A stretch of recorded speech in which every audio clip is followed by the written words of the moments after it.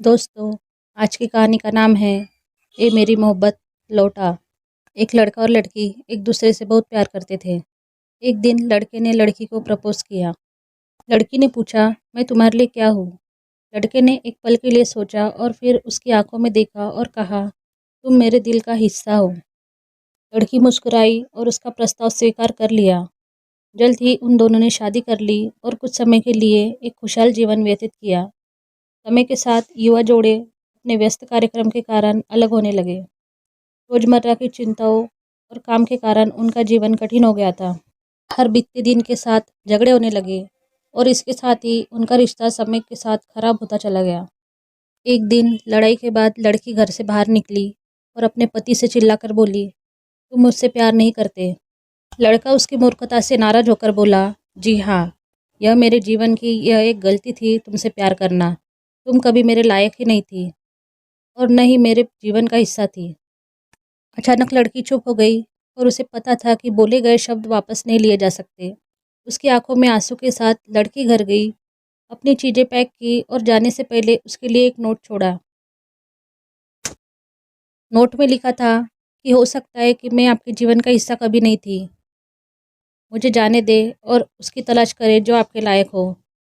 अभी हमारे रास्ते अलग हो जाए तो ही बेहतर है, नहीं तो ज़िंदगी और दर्दनाक हो जाएंगी। आधे अधूरे रिश्ते से अच्छा है कि हम अलग हो जाए। 5 साल बीत गए। लड़के ने दोबारा शादी नहीं की, लेकिन वह किसी तरह लड़की की जानकारी रखता था। वह जानता था कि वह देश छोड़कर जा चुकी है और अपने सपनों को जी रही है। वह जो हुआ उसके बारे में पछताता था, लेकिन कभी लड़की के पास नहीं गया और सुलह करने की कोशिश नहीं की। एक दिन हवाई अड्डे पर जब वह व्यापारिक यात्रा पर जा रहा था तो उसने उसे देखा। चंद कदम की दूरी पर वह अकेली खड़ी थी। उसने उसे देखा और धीरे से मुस्कुराई। लड़के ने पूछा, कैसे हो? लड़की ने जवाब दिया, मैं ठीक हूँ, आप कैसे हैं? क्या आपको अपने जीवन का प्यार मिला? लड़के ने जवाब दिया, नहीं। लड़की ने कहा, मेरी अगली फ़्लाइट है। लड़के ने कहा, मैं 2 सप्ताह में वापस आऊँगा, तो मुझे कॉल करो। लड़की मुस्कुराई और उसे अलविदा कहा।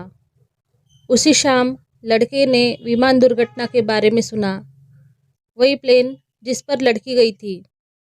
लड़के ने उसके बारे में जानने की कोशिश की और उसे पता चला कि वह मर चुकी थी। एक बार फिर पहले की तरह उसे याद करने का दर्द उसे महसूस हुआ।